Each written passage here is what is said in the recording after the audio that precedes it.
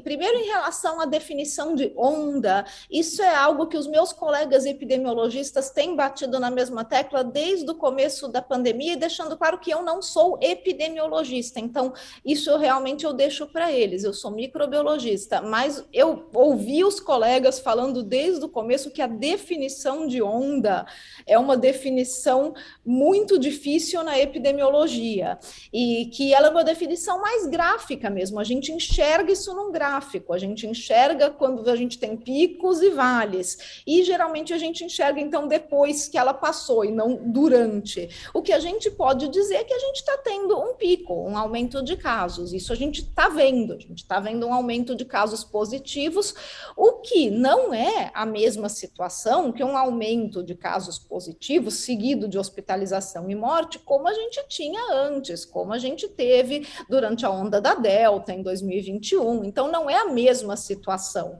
Hoje, a gente tem um aumento de casos positivos e que deve estar, inclusive, subestimado, porque muita gente hoje se testa em casa, não avisa ninguém, porque nem tem mecanismo para avisar, fica bem, fica em casa, se recupera e vida que segue. Então, deve ter mais casos positivos até do que o que a gente consegue registrar. Então, acho que primeiro é importante não entrar em pânico. A gente não está vivendo a mesma situação que a gente viveu quando a gente teve a onda da Delta, por exemplo, né? Ou mesmo o começo da onda da Ômicron no final de 2021.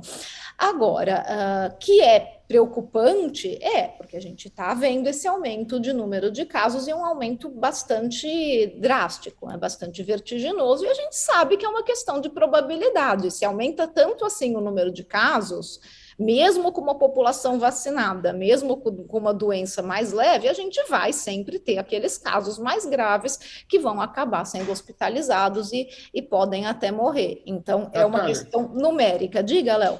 E a máscara? Ela só não respondeu da máscara. Ah, A em da máscara, relação rapidinho.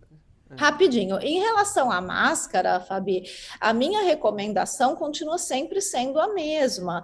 Use máscara em locais fechados, com muita gente, ou seja, transporte público. Eu nunca deixei de usar máscara no metrô aqui em Nova York. É um lugar fechado, sem ventilação, com um monte de gente. O que me custa tirar a máscara da bolsa? A minha máscara está sempre na bolsa, eu tiro da bolsa, ponho a máscara, eu saio do metrô, eu tiro a máscara.